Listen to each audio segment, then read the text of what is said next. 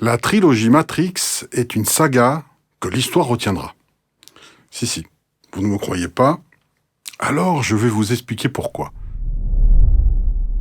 Dans l'histoire du cinéma, peu de films peuvent se targuer de devenir éternels et d'avoir marqué ainsi l'histoire du 7e art et influencé de manière significative notre humanité. Je ne vais pas tous les lister, mais il y en a 4 que je retiens particulièrement. Un des tout premiers longs métrages de l'histoire du cinéma réalisé par Georges Méliès, Le Voyage dans la Lune, Métropolis de Fritz Lang, Vidocq avec Gérard Depardieu, une tare, et on verra pourquoi, et enfin Matrix. T'en as pas oublié, là? Évidemment, oui, il y en a d'autres, comme le Da Vinci Code ou Ange et démon, par exemple, mais nous allons rester plus dans la philosophie du cinéma d'anticipation et SF que du décryptage complotiste ou idéologique. Le Voyage dans la Lune fut réalisé en 1902 et donna naissance au genre de film de science-fiction. Il est manifestement inspiré des romans De la Terre à la Lune de Jules Verne, 1865, et Les Premiers Hommes dans la Lune, sorti en 1901, de Herbert George Wells, souvent noté H.G. Wells. De manière prophétique, l'homme ira marcher réellement sur la Lune 67 ans plus tard, avec Neil Armstrong et Buzz Aldrin en 1969. D'ailleurs, il est étonnant dans ce film muet de voir les scientifiques qui sont affublés de chapeaux pointus et de robes étoilées qui évoquent les personnages de Nostradamus ou de Merlin l'Enchanteur. En termes de film d'anticipation, on n'a pas fait mieux depuis. Métropolis, un autre film SF, science-fiction, muet, sorti en 1927 par le cinéaste austro-hongrois Fritz Lang, qui dépeint une mégapole en 2026 où le despotisme atteint son paroxysme avec une division des classes sans précédent où les travailleurs font fonctionner la ville et sont opprimés par la classe dirigeante. On parle bien de science-fiction, là? Parce que ça me paraît réel et actuel, ce que tu dis là. Bref, le décalage entre le monde riche et bénéfique des bourgeois et l'univers froid et meurtrier du sous-sol de la ville est effrayant.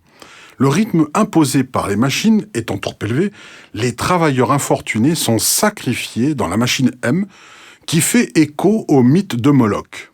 Dans la Bible, le culte de Moloch est lié à des sacrifices d'enfants par le feu, des ouvriers mentant pour se rendre à l'abattoir, duquel on peut apercevoir le feu où ils vont être sacrifiés.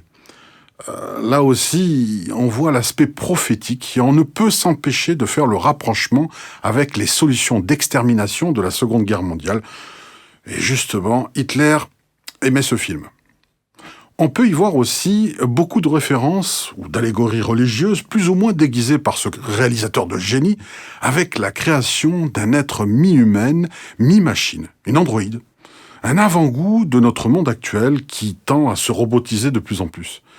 Il y a des œuvres comme ça qui dépassent le message que le réalisateur a voulu faire passer.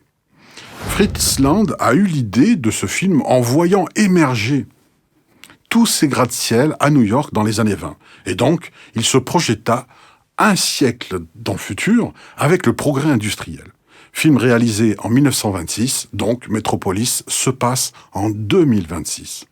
C'est une réalisation axée sur la lutte des classes, avec une esthétique reprise plus tard par d'autres films devenus cultes eux aussi, comme Blade Runner ou Le Cinquième Élément, pour ne citer que. Oui, mais enfin, les effets spéciaux, tout ça, à revoir quand même, hein? Oui, que ce soit pour Le Voyage dans la Lune ou Métropolis, si vous revoyez ces films du début du siècle dernier, soyez indulgents et replacez-vous dans le contexte de l'époque.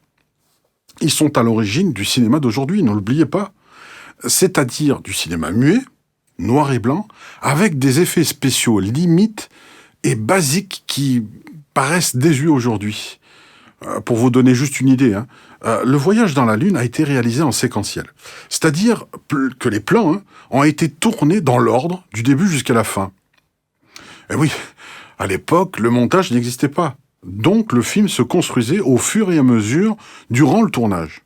Cela impliquait une grosse organisation logistique et technique pour placer les décors, changer les lumières à chaque plan, etc. Bref, je vous laisse imaginer le casse-tête. Malgré tout cela, leurs messages n'ont rien perdu en force avec une annonce claire et avant-gardiste de ce que nous expérimentons aujourd'hui dans notre vie quotidienne. Ce sont des visions du transhumanisme avant l'heure. C'est incroyable de constater que ces films sont encore d'actualité un siècle plus tard, puisqu'il s'agit de retourner sur la Lune, même si c'est repoussé sans cesse. Et puis, cette lutte des classes, avec ce décalage de nos dirigeants dans lequel plus personne ne se retrouve, qui est actuellement, et plus que jamais, dans tous les esprits. Je passerai rapidement sur Vidocq, réalisé par le français Pitof en 2001, avec Gérard Depardieu et Guillaume Canet, qui fut le premier long-métrage de l'histoire du cinéma réalisé entièrement en numérique, c'est-à-dire sans pellicule. Il devancera de peu George Lucas, qui fit de même avec sa nouvelle trilogie Star Wars, épisode 1. Faut dire aussi qu'il était pourri, le film. Il ne faut pas exagérer non plus. C'est un peu léger pour ces deux monuments du cinéma que sont Le Voyage dans la Lune et Metropolis, non? Oui, je suis tout à fait d'accord avec toi, mais c'est pas le sujet d'aujourd'hui, hein. Évidemment, il y aurait beaucoup à dire, mais juste en guise d'introduction. Avant de parler de Matrix, tu vois, c'est juste ça. Ah, oui, c'est vrai.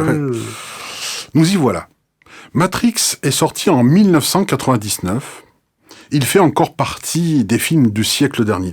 Il sera la démonstration que les effets spéciaux ne connaissent alors plus aucune limite.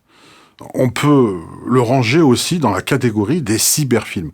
D'ailleurs, Keanu Reeves, qui incarne Neo, a des doublures 3D, comme les jeux vidéo. Ce qui permet de faire aux acteurs des actions et postures que même les plus grands cascadeurs auraient eu du mal à exécuter. Les résultats sont spectaculaires. Ces nouvelles possibilités techniques laissent alors exploser ce qui semblait auparavant ineffable ou irréalisable au cinéma. Et Matrix en est l'exemple le plus criant. En effet, Matrix reprend une idée simple mais vieille comme le monde. Et quel âge a-t-il, le monde ? L'idée directrice est « Vivons-nous notre vie réellement ou sommes-nous en permanence en train de rêver notre vie ?» Après tout, lorsque vous faites un cauchemar, avec des éléments aussi absurdes que faux, vous y avez cru. Et vous réveillez content que ce ne soit qu'un cauchemar.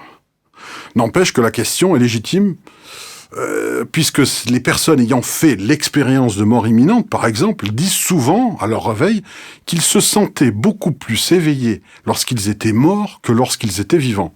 Vous me suivez ? Matrix tente d'apporter des éléments de réponse à cette question séculaire. Au-delà des aspects techniques complexes du film, cette œuvre marquera l'histoire du cinéma à jamais, puisque c'est le premier du genre à s'attaquer à ce que j'appellerais les questions de l'hyperconscience, au-delà des réalités physiques et visibles qui semblent nous entourer. À bien y réfléchir, Neo est peut-être l'élu. Mais si, c'est l'élu, non ? Mais si, s'il te plaît. C'est bien ce que je pensais, c'est juste que je ne veux pas spoiler pour ceux qui n'ont pas encore vu le film, mais oui, c'est l'élu, en effet. On peut remarquer qu'il est habillé avec une espèce de soutane comme un religieux inquisiteur. Trinity pourrait être Marie-Madeleine, importante figure du christianisme. Quant aux autres, ils sont ses apôtres en quelque sorte. Morpheus est l'éveilleur, le mentor de Neo, incarné par Laurence Fishburne.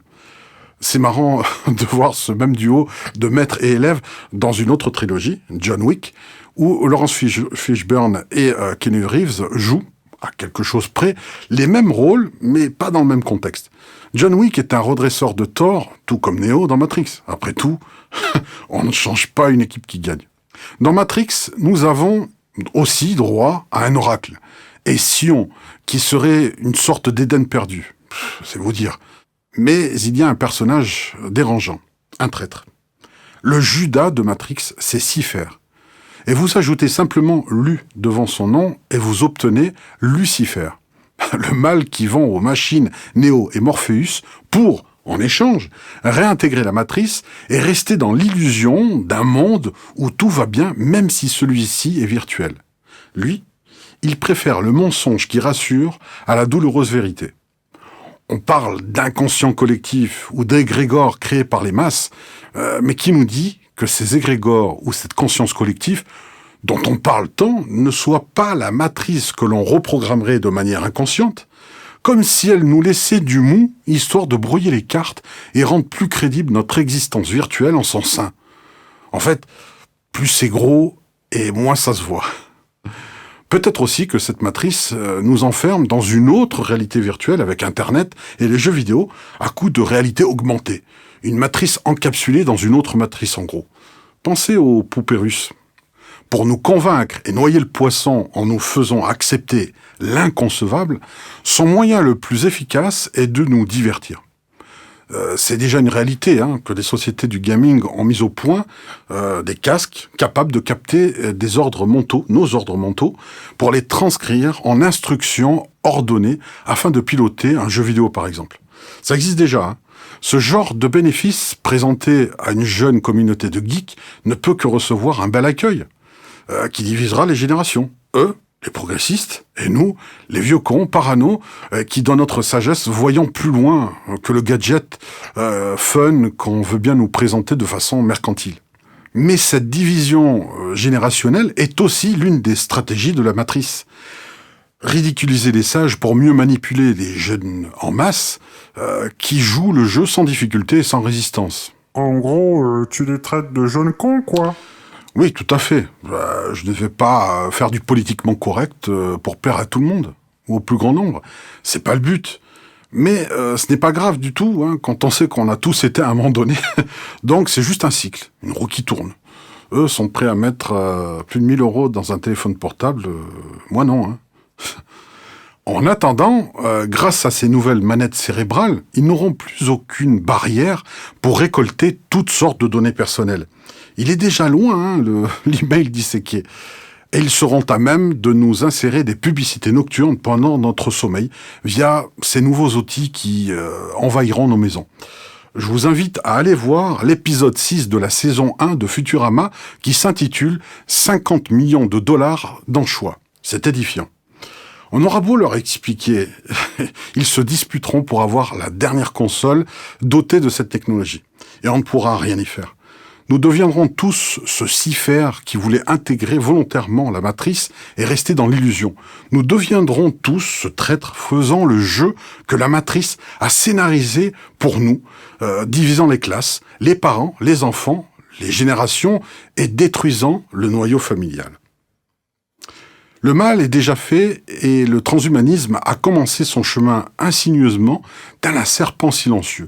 Nos smartphones et Internet sont ses plus grands ambassadeurs. Il existe actuellement un projet nommé Neom qui va voir le jour en 2025 et qui consiste en une ville futuriste qui contiendra plus de robots que d'humains. Elle sera édifiée au nord-ouest de l'Arabie Saoudite avec une superficie de 250 fois la ville de Paris. Elle sera dirigée par un e-gouvernement, c'est-à-dire un gouvernement purement et simplement artificielle, une intelligence artificielle. Elle coûte la somme colossale de plus de 500 milliards de dollars avec un des plus bels enrobages médiatiques qu'il soit.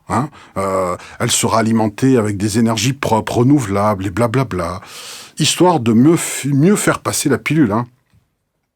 Lorsque Pascal Cazotte fait ses révélations sur cette ville artificielle dans son article, que vous pouvez retrouver dans le numéro 2 du magazine Génération Cité d'Or, Elisabeth de Caligny ne peut s'empêcher de faire un rapprochement des lettres du nom de ce projet. En effet, on retrouve dans cet acronyme le nom de Néo associé au M de la matrice, ce qui donne Néom.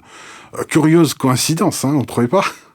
Dans le film, les personnages cherchent à sortir de la matrice. Mais je vous garantis que dans la réalité, les gens iront volontairement dans cette ville Néom pour l'intégrer. Finalement, ce traître de Cipher était peut-être le personnage le plus réaliste de cette œuvre cinématographique. Bienvenue dans la matrice. Si j'ai fait cette chronique, c'est parce que c'est l'anniversaire de cette trilogie sortie en 1999. Nous sommes en 2019. Et il se dit qu'un Matrix 4 serait en préparation pour 2020. Un 4e Matrix 20 ans après, j'ai hâte de voir ça. J'espère que vous avez apprécié cette vidéo. Si c'est le cas, mettez un pouce et surtout partagez. C'est le plus important. Vous pouvez vous abonner à ma chaîne YouTube, sans oublier d'activer la clochette pour ne rien rater et être prévenu à chaque sortie d'une nouvelle vidéo. Vous pouvez aussi me suivre sur Facebook en likant ma page. À bientôt!